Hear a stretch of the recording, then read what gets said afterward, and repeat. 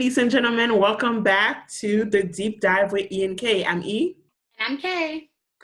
Thank you for joining us today for a brand new episode. And before we get started with this episode, we just want to say thank you so much to all of you for tuning in to not only episode 1 of the Deep Dive, but also episode 2. We greatly appreciate it. We appreciate all of your support. We appreciate you subscribing, liking, commenting, sharing with family, friends, whoever else that you want to share with. We really do appreciate it. Continue to show that love. As always, we love you so much. Absolutely. So today's topic is navigating adult friendships. I know, right? It's a good one. So, ladies, gentlemen, whoever's watching, grab your glass, as always. Yes. Cheers. Get comfortable, and let's get started. So, as Esther mentioned, this episode is about navigating adult friendships. And with that being said, we wanted to pose a question. What makes a strong and long-lasting friendship? We're going to dive into that a little bit more. So throughout our life, we've had multiple experiences, not just us, but I'm sure all of you as well, of many friendships from childhood to adulthood. So we just wanted to take this time to dig a little bit deeper into those friendships and experiences and talk about how we navigated through them. And one thing that we've learned for sure in navigating through adult friendships is that friendships require hard work. Woo, it's not an easy task. Maybe as a child, I know for me personally, as like a child, like it was more shallow friendships. Like, oh, that's my bestie. That's not this. That's not that. But like, you're like elementary school. So everybody's your friend. The whole class is your friend.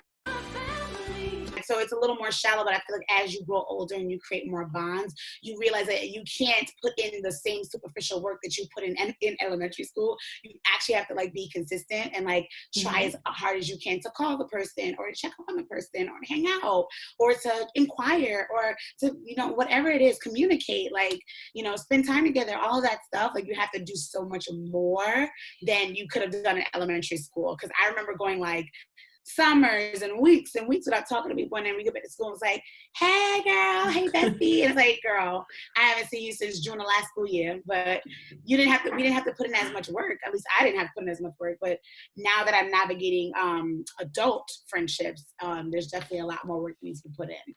What about you, Esther? No, I mean, you're right. I know for me, like literally in elementary school, the requirement to become friends was we sat next to each other. Right. That's true. Especially in high school. Or we played on the playground together. Like there really wasn't much more to it. It's just like you saw the same people every day. And even when you call somebody your best friend, there really wasn't any pressure. It was just like, we sit together in the cafeteria.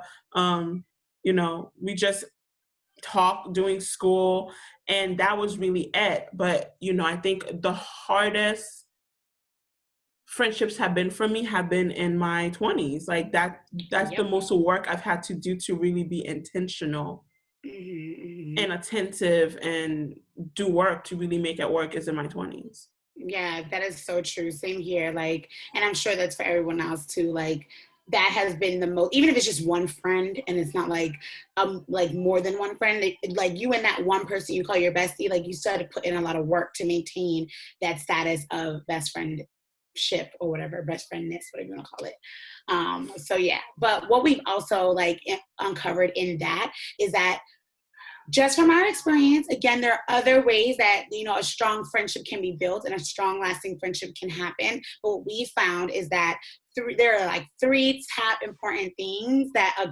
friendship needs just to survive. And the first thing is positivity. The next thing is consistency. And then the last thing is vulnerability. I would add to vulnerability / communication, because it's very important, not just to, not only just to be vulnerable with somebody, but to, with the consistency, like consistently communicate. Yeah. I agree. I think those are definitely the key things that you have to do to make a friendship last. And because, at the end of the day, friendship, relationship, parentship, whatever ship you're working on, you do have to be super intentional, and you do have to do work to make it last. Like we, especially as an adult, because life gets hectic and there's so many things going on, but if you claim to care for somebody, or you really want to have a lasting friendship with somebody, you have to put in the work. It's just that simple. There's no way to look, like, there's no other way to say it, look around it. You have to make it work, and you got to do the work. For it to work, you got to put in the work. Okay, so keep that locked in, because that's definitely very, very true. The key word is intentionality. Intentionality. Yeah, that's true. That's a very important keyword as well, because you can put in the work and it's not intentional for that friend or for that person or for yourself. Like you might feel like you're overcompensating, or you're doing something that you don't need to be doing.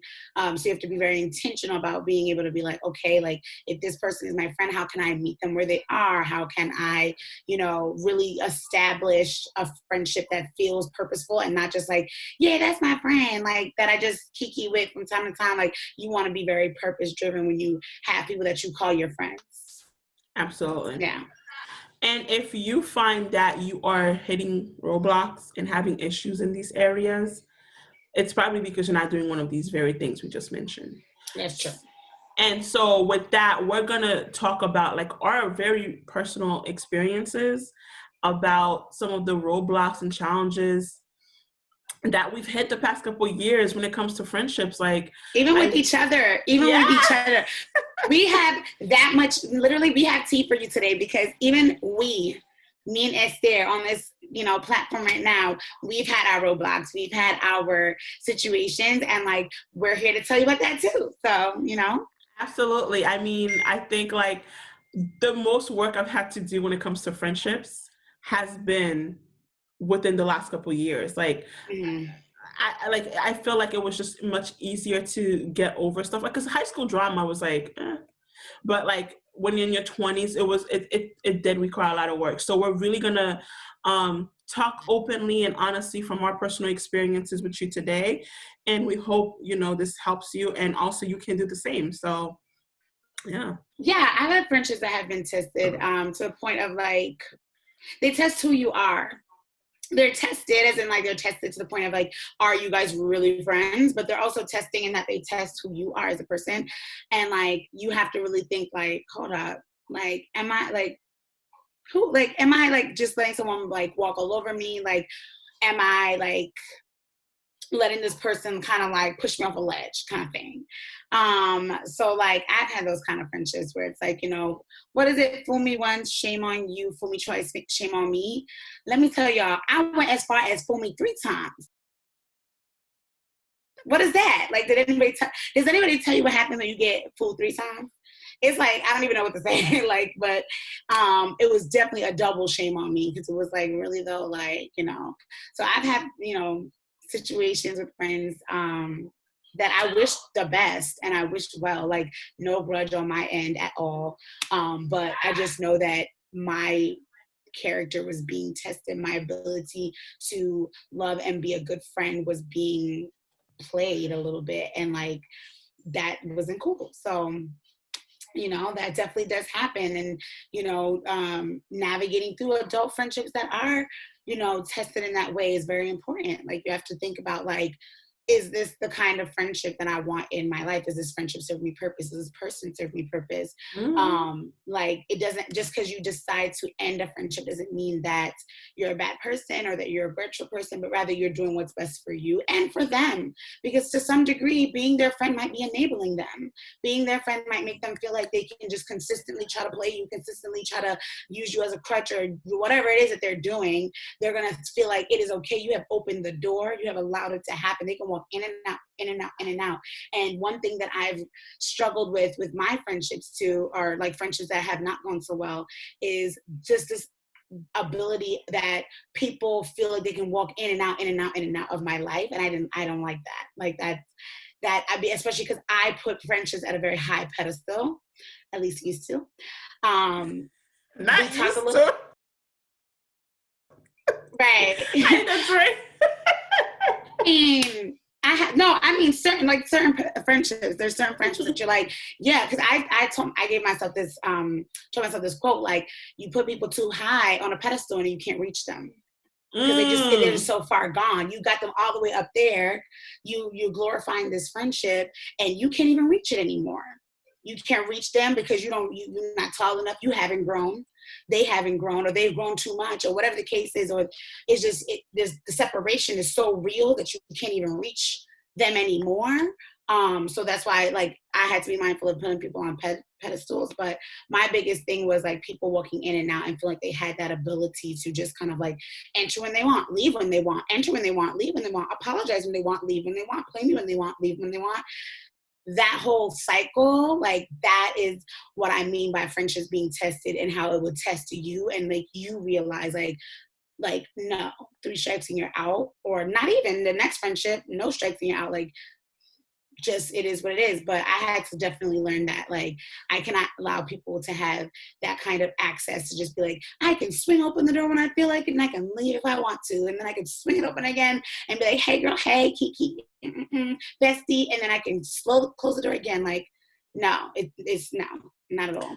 I mean, you make a really, really good point. I know for me, with one of my best friends, um, yeah, our friendship was tested for like a good 2, almost 3 years of just constant conflict. And I know for me, like, when I love hard. It doesn't matter. Like, I am one of those people, like, when I say, like, you are, like, I don't use titles loosely. So if I say you're my friend, I really mean you're my friend. If I say you're my best friend, I really mean you're my best friend. And I will go hard for you. I will be there for you. And so when conflicts arises, or like my feelings get hurt, I really get hurt, like, deeply. Right. And it can be hard for me to not only articulate that, but to also, like, let go of that hurt and pain. And so for me, with one of my friends, it was like our friendship was tested, I think, so one of the things I've learned about myself is that I pick up on things super quickly. Like, so, like, when it comes to, like, maturing and stuff like that, and, like, learning lessons, like, things will come to me super fast. And for a long time, I didn't realize that is just not the case for everyone, right? Everyone learns things at their own pace. And so I'm the kind of friend that if you ask me the honest truth, I will give it to you. So don't ask me if you don't want to hear it. And so I was giving advice to friends out of caring, but not realizing that because they weren't in a place to hear it, I was doing more damage than good, right? And then on vice versa, for me, it was like, I don't like to be misunderstood or judged. Like, those are like, if you really want to, like, trigger me, judge me with, like, assumptions, false assumptions. Like, and I know Carrie's like, I learned that the hard way.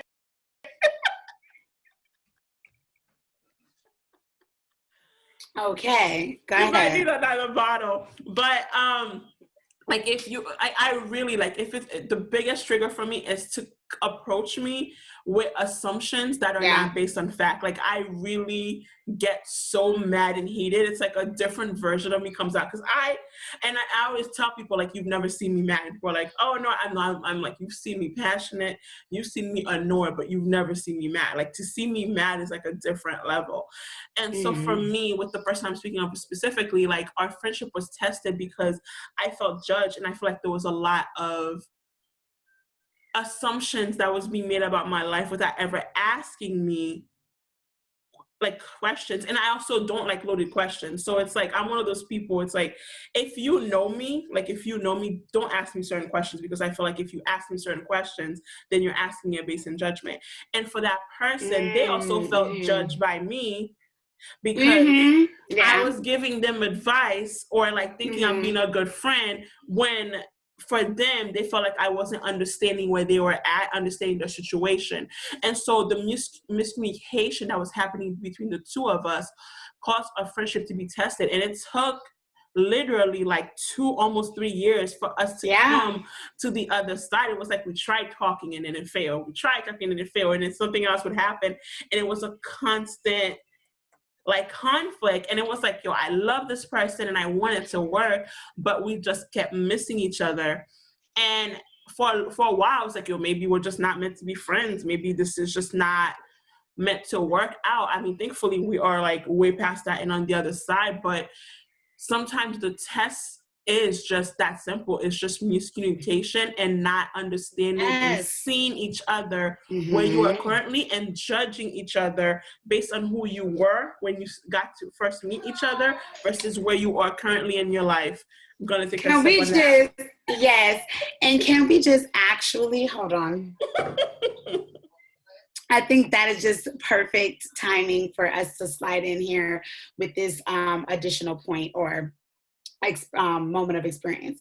So Esther hit the nail on the head. Like sometimes we are attached to people based on who they were when we met them. And I am 100% one of those people. Yeah, 100%. And like, for example, like, in life, especially adult life, we change and we grow. If you meet your friends in college, for the most part, if you're still friends, like all of my friends that I met in college freshman year, shout out to the class of 2014 at University of Hartford. Sophomore.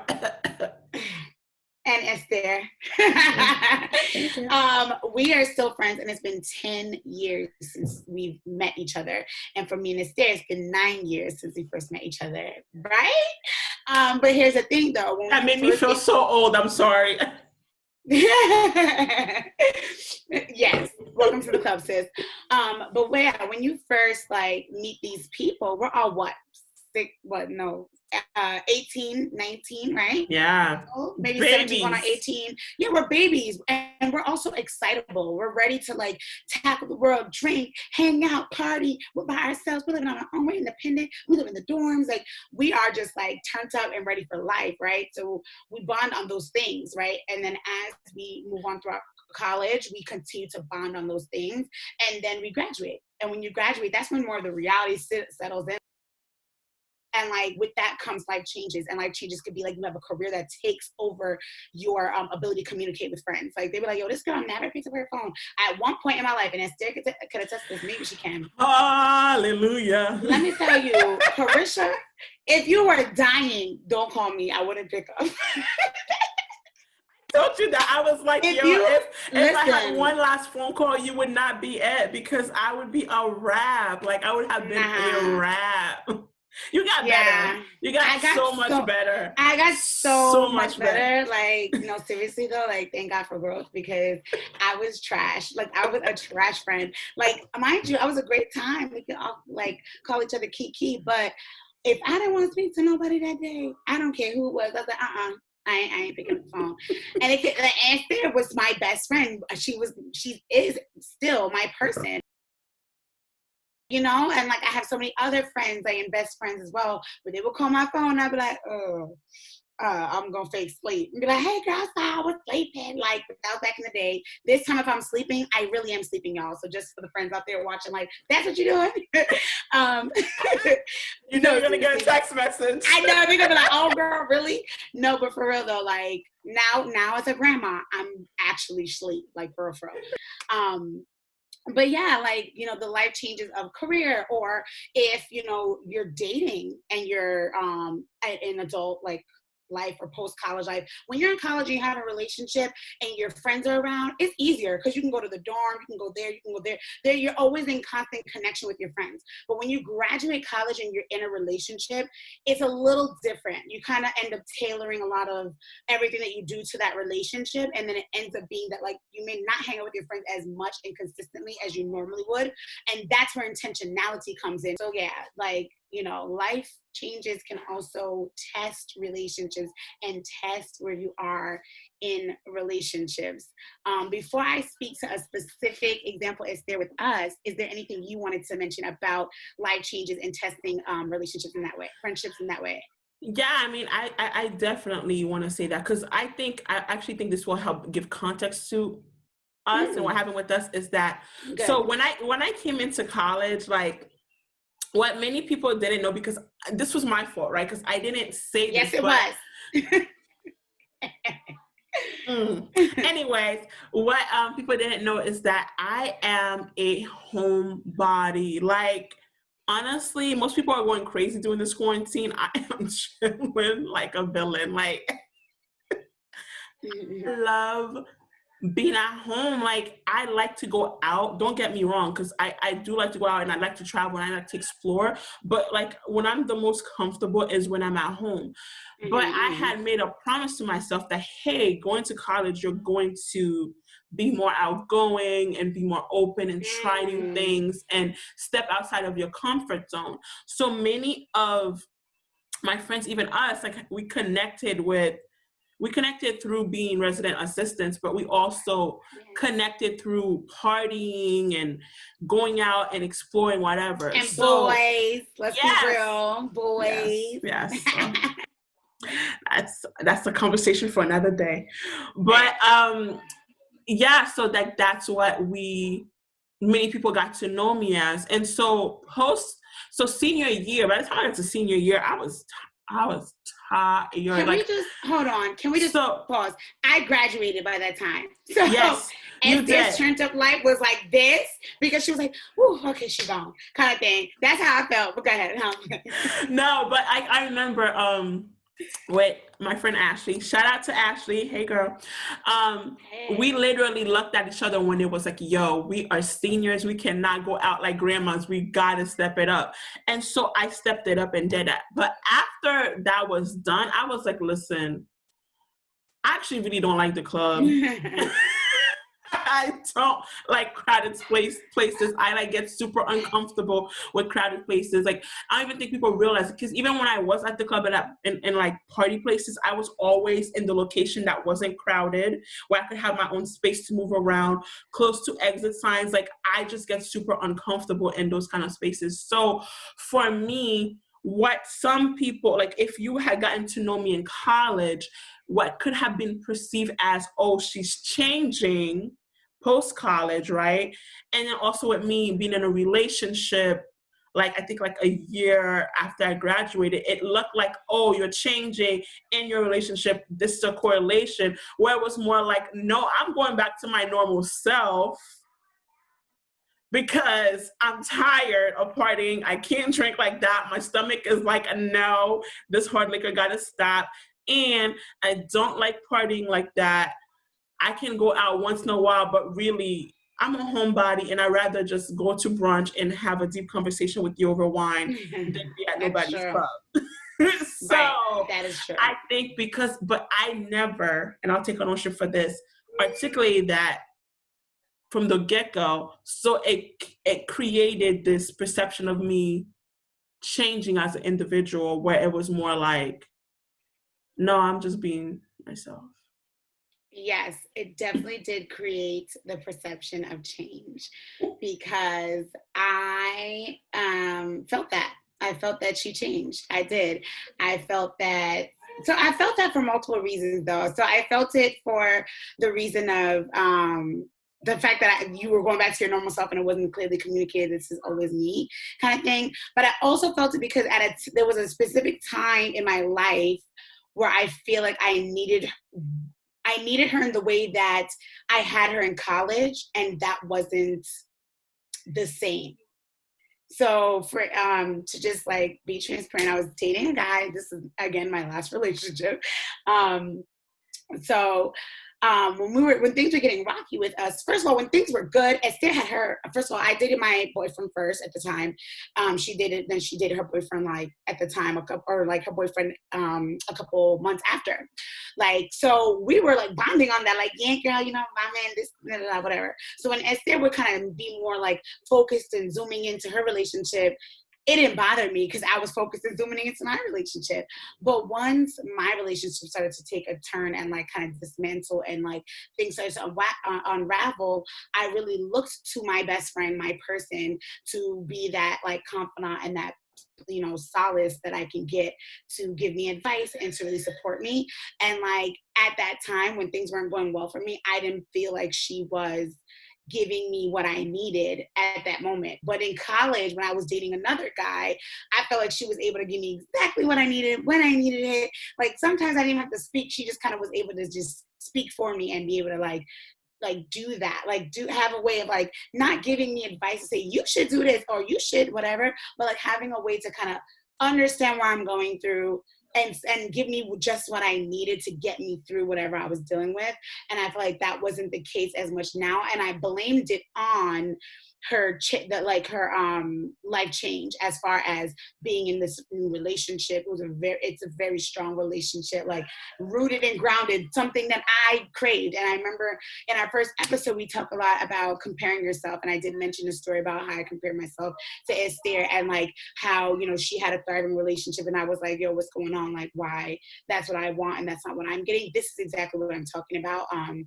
So then that's when the feelings of comparison came, the feelings of you're not the same way that you were when we were in college, and I feel like we were in tune and you were able to give me just what I needed. And like that's probably because you're in this committed relationship and you don't care about your friends, or like your friends are not as important to you, or that is more important to you and things like that. So I definitely, the life change she experienced that I didn't really understand a lot about, because I didn't know that this is original Esther. I'm just, you know, going back to my normal or whatever. At the time I was like, I need you. This is not the time to go back to your normal. If that is your normal, this is the time for you to be college Esther.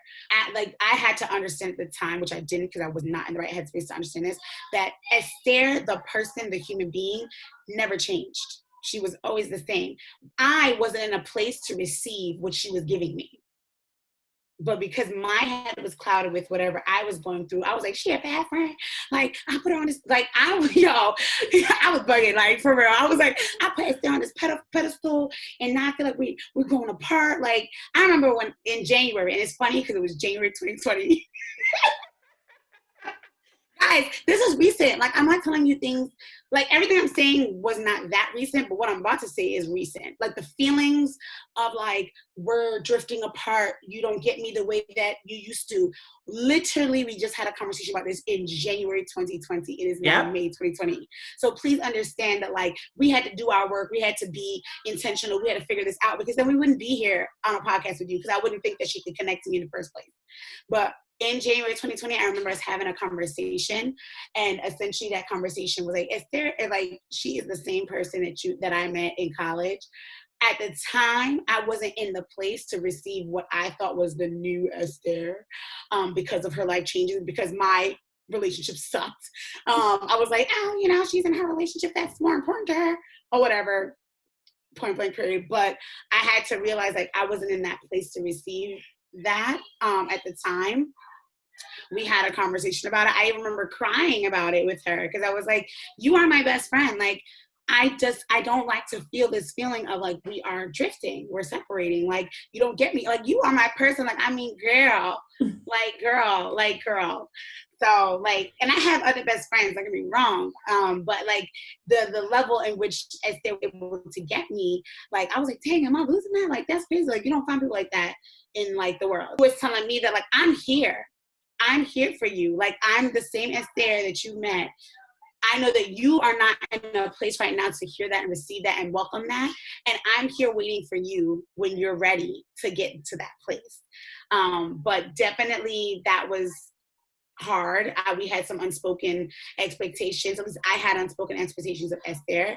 I expected her to do and say things that I never communicated to her, because I figured, you just know me. And I want to speak to that, because you may have a best friend right now who you feel, she just knows me, he just knows me. Yes, they probably do. But that does not mean that you get to have unspoken expectations. Mm-hmm. That does not mean you get to walk around like, oh, you know me like the back of my hand, and you don't get to say what you need and what you want in that time. When I was going through it, I never told Esther what I needed and what I wanted at that time. But I had an expectation from her that she was going to deliver something that I never communicated that she should be delivering. So she was like, what do you want from me? I remember you saying this. He was like, what do you want from me? Remember, she was like, damned if I do, damned if I don't. Like, if I give you this, you don't want it. If I give you this, you don't want it. Like, I don't know what you want me to do. And I'm like, but you're supposed to just know. Oh, I will never forget that. I was like, you're supposed to just know you're my person. You're supposed to just know what I need. And then you're like, Carrie, I cannot possibly know what you need. And I was like, no, but I think like some background context will also help, because this is the thing too about even the unspoken expectations in life changes, is that when we met, we were in college in the same state. So I live in Connecticut. Shorty lives in New York, okay? Yep. 2 different states. But when we met, we were both in school in Connecticut. And we met by being RAs. When we go to avoid troubles, like we literally, it's like, oh, I'm just walking to your room. Like we literally would just walk to each other's rooms. And also at the time, our guys were best friends also. Yes, they were. Literally, this was not on purpose. It just happened to happen that way. Like it wasn't like it actually wasn't on purpose. It ended up being like, oh, you it was a random coincidence. Friend. Yes. Like, oh, yeah. It was a random coincidence that there was no hookup. There was no hookup. The 2 people we're dating happened to also be friends with each other. So understanding each other in the situation was so much easier because we literally with each other all the time. Like we would stay up till all hours of the morning with each other. So then when we go back to regular life, she goes back to New York and I'm still in Connecticut. And so you start this new relationship, which at the time, because of situations that happened in your past, you naturally kept your relationship to yourself. So I'm literally going from one day to she's happy, everything is chilling, to the next day it's like, oh, everything's falling apart. And so I'm like, wait, where's the in between? So I'm trying to put 2 and 2 together. And then on top of that, I'm like exploring my, at the time, new relationship. And so I think that based on how we were in college, the expectation was I was going to get you to the same level. But in college, I also knew the person you were with better. So it was easier to understand why A and B equals C or is not, working out or whatever the case may be. Because the thing is, I'm not the kind of friend who will ever tell you what to do. I don't believe in that. I'm more like, I'm just going to support you through where you're at. But because I also understood where you were at emotionally, I knew what buttons to not touch and push, but the difference is this time you wanted me to like push those buttons. So at one point I remember I actually like went against what I normally do and I gave you advice and she was pissed. She was like, don't tell me what to do. I was like, yo, I'm like, and then I remember I felt bad because I'm like, yo, I'm in Connecticut and I know you're going through this tough situation and you're like, and the thing is I cried over you so many times. Like there was one point where you called me. You don't play. No, but there was one point where you called me crying over your situation and I couldn't even talk to you because I started crying. I'm like, oh man, she's hurting. And so I start crying. I'm like, well, that's unproductive. And so I'm like, okay, I'm in a whole different state and I need to be there for you. So then I started like calling you all the time and then you're like, you're suffocating me. And then at one point I pulled back, you're like, you're not there. I'm like, yo. That is a fact. It's like, yo, what do you want me to do? And so I think that it was really, we were spoiled. Like we were spoiled in college. And I think when we got we were spoiled with the accessibility. And I think when we got into the real world, we literally did not know how to navigate. That's exactly the whole reason why we're talking about this. Like we did not know how to navigate. And so, and then I had expectations of you that I never communicated. So I think one of the things I will say is that I am always like the strong friend. I'm like the person everybody comes to for their stuff.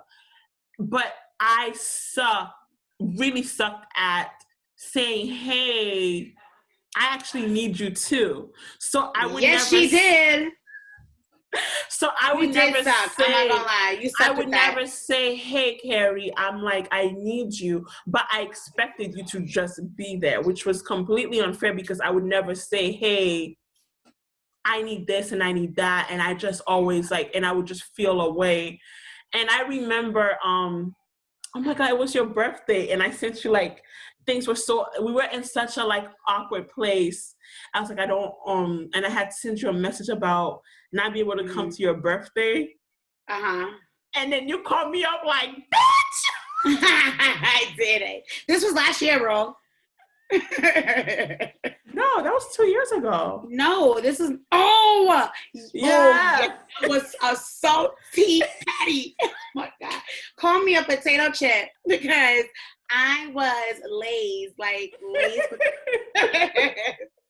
I knew you were mentally not in a good place, but because I had learned from the previous relationship I mentioned earlier that you cannot talk to people, like you can't force people to get out of their situation. They got to get themselves out there. And then also you cannot give unsolicited advice, and you can't just because you like, because it's easy when you're on the outside to have an objective perspective of anybody else's situation, but when you're in it, you are cloudy. Like, we're all guilty of it. I mean, I've been there. Like, we've all been there. Like, you're dating the wrong guy, everybody's like, what is she doing with him? And then, but you're like, what are y'all talking about? Like, that's my husband. Yeah, we've all done it. So because I had learned that lesson of like, yo, you gotta respect where people are at, I was trying not to push you. So I was just like, yo, girl, I'm here. I'm always going to be here. I love you. I'll just chill until you get to the other side. But it's like, how do you say that without coming off like a asshole? Yeah, honestly, but you're right. Like, even as I processed, I was like, dang, that does kind of sound messed up. But I get what you're saying. Like, it wasn't, like, I'm always here.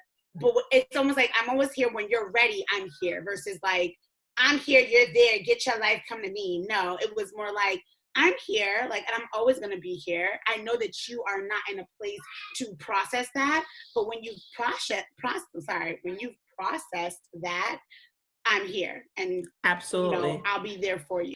Yeah, girl.